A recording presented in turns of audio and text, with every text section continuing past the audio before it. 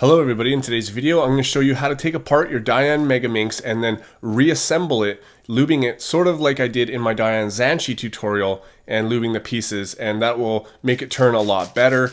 I've seen some other reviews and it just doesn't turn super good. The lube is starting to get on the outside of the puzzle, which tells me it's a pretty thin lube and it's kind of gross and I just need to wipe it out. Also, you get the springy sounds like that, and I don't like them. It distracts me from solving. I know a lot of other people don't like them as well. No matter which type of the 4 Megaminxes from Dayan you have, it will work with all of these. So what you're going to need is a Lubricate type of lube. This is from Pinoy Cube Shop. I'm trying to get rid of all the stuff I bought from the Cube Shops as I just buy it from a local hobby store. If you want to know how to get this kind of pure silicone lubricant, you just go to, phone around to your local hobby shops and ask them if they sell, high-end RC cars and if they have pure silicone lube for them, and that will work just fine. Or if you don't want to, you can just order it from a store like most people do and not have to hassle with that. Another thing that you need is a star head screwdriver or a Phillips. You're also going to need a cloth or a paper towel in my case to wipe the lube off the pieces. And just in case, we're going to be disassembling this thing completely, so just in case you might need another puzzle that has the exact same color scheme so you know where to put the pieces back. If not, you're just going to have to either write it down or memorize it. So let's get started. So the first thing you want to do is disassemble your puzzle. Now the way I do this is I turn it 36 degrees and I kind of pull up on the corner and twist it out. And you'll just find that some pieces can come out, and then you can do that again. And then I take out these pieces, which makes it easier to take out the rest. If you just slide them across, you'll see it just kind of pops out. And then you keep sliding, another piece will come out. Slide it some more, another piece comes loose. And you just do that until all of these are apart. And then you can just continue to disassemble the puzzle. Alright, so now that you've got it apart, you want to pop off the center caps as well. So just go ahead and pop all of these off. So now that you've got all of those off, you are completely exposed to all of the screws, and we're going to have to take all of these out. So let me just adjust the camera. Okay, so now that you've got your pieces over here and your caps over there, or wherever you decided to put them, we're going to take these apart. Now, keep in mind to keep track of the hardware. Don't lose any of the hardware as you're doing this. So we're just going to put this in, and we're just going to turn it and grab onto this and turn this, which makes it a lot faster. I'll show you exactly what I'm doing here in a second. So let's keep going. Put this here for now. So what I'm doing is I'm holding this like that, and I am... Let's do the opposite side. You put it in there and you grip the actual center and you pull towards, you pull with your fingers towards this. And then you just turn the rest of the puzzle, and it's a lot easier that way. And you just continue doing that until they are all separated. So let's go ahead and do that. So now if you're like me and you've got your puzzle and you've come this far and you find that it's very hard to hold on to this, maybe you have a shorter screwdriver that will also work, one of those little nubby ones you can hold, and you can stick it right there and then hold it like that and do it. But I don't have that. But it's getting really greasy now because this lube is so thin, and it's just not that great in my opinion that I've actually got to wipe off my tools now so I can continue to grip. Wipe my fingers off, and now we can continue. Okay, so now that you've got this entire thing apart, we're not going to adjust this core at all, so we can actually just put that aside. Now let's take a look inside one of these pieces and see what's in there. Alright, so inside here, you can see that I don't see anything down in there. So here we have a washer, a spring, and a screw, just like all the Dayan cubes. So I need you to take apart all of those, just like this, and put the hardware aside for now. Okay, so I've done that, and you'll find that sometimes a washer sticks in the bottom. If it does, just tap it on the table and it'll come out. I've already done that though.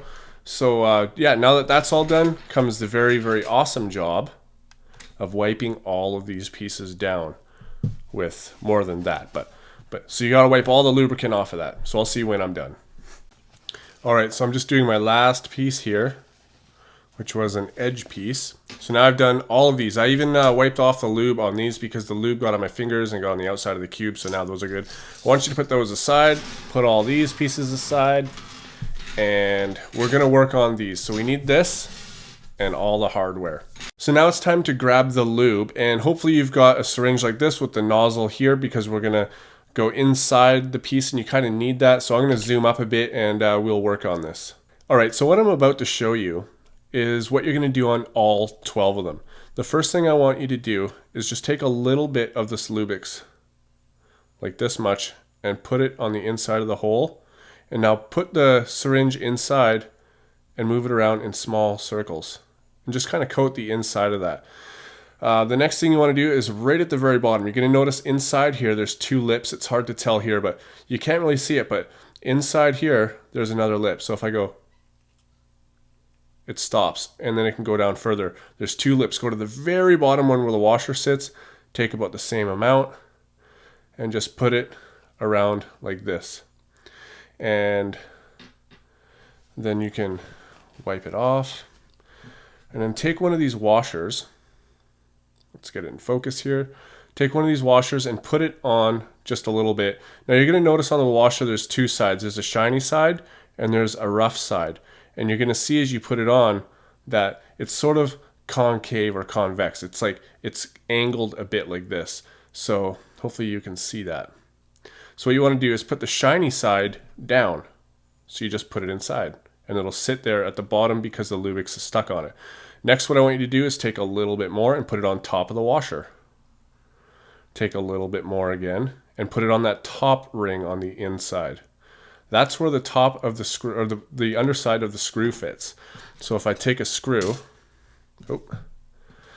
and I can show you that if I put it down inside here, the screw actually goes down on top of that, as you can see. And that's where the lubrication for that comes from.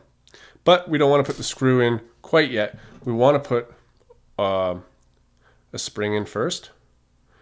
And then we want to take the screw and we want to lubricate the top of it. Just a little bit. And now we put this inside.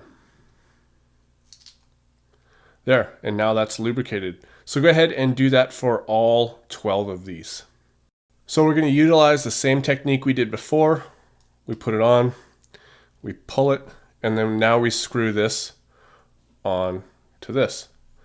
And I want you to screw it on until there's about a penny's worth of room, so you could fit a penny in there. Now, if you're from a different country or something like that and you don't know how big a penny is, that's what some people said in my other one where I mentioned this technique. You're just going to have to eyeball it. I mean, take a look at this and then look at yours and try to line them up. And what I usually do is do one, and then I go to the other side, and I do the very opposite side. And you do it again until there's about a penny. You check to make sure they're even. This one can probably come out a little bit. That's better. So now that those are even tensions, you just do another one and then the opposite, another one, the opposite. And I want you to do that until there's only one left. Okay, I'm just finishing tensioning the last one. That's about good. Now it's all together except for one. And the reason that I want one left is because we need some of these pieces and we're gonna see exactly where we need to lubricate. Okay, so this edge piece here sits on it exactly like that. So we can see the contact points. We've got some contact points down in here. Not so much right in that crease here, but we've got one right in here and all the way down to this, as you can see. So, you know, you can see that right in that corner there, there's not a contact point, but there is up here as well. So what I would probably do when I do lube it is just put a full bead across here. Now let's see how it interacts with the corner piece.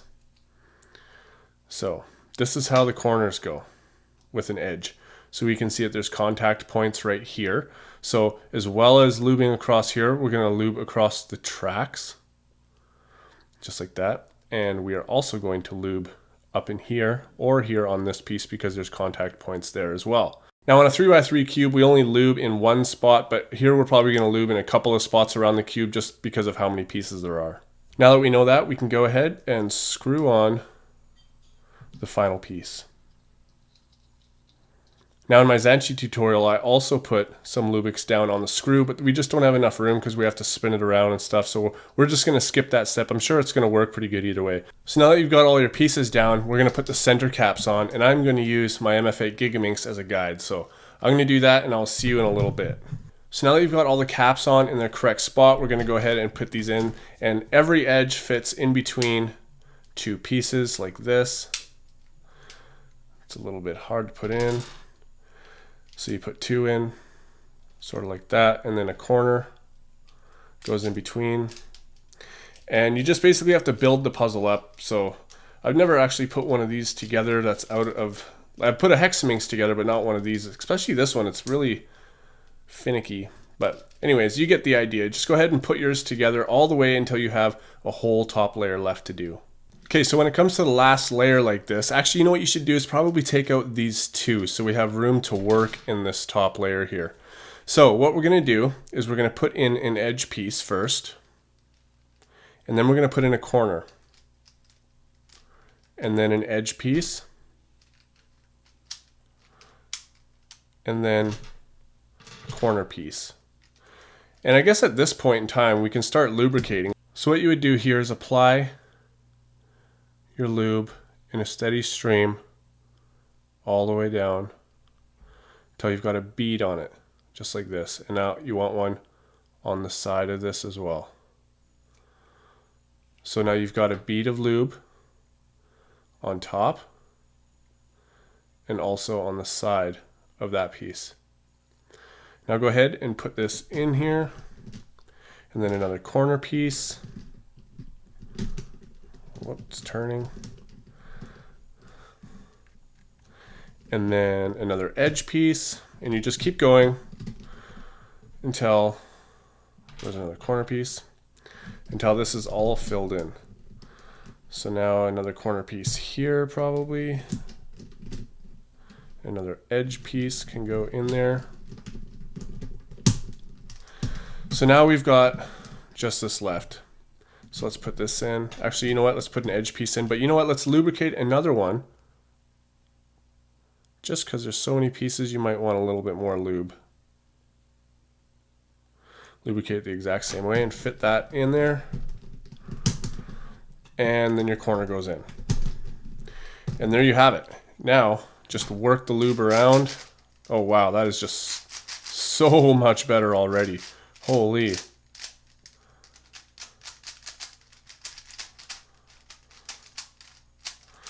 I don't know finger tricks with the Megaminx, but I could tell you, like, there's absolutely, it's like butter now. There's absolutely no spring noise. This thing moves so good. That's quite an improvement. I'm really, really glad that I ended up doing this. Now I just have to solve it and see if it's, all the stickers are matched. If not, you might just have to, you know, disassemble it and rearrange it a little bit. But anyways, guys, that's how to do it. Thanks for watching. I'll see you on my next video.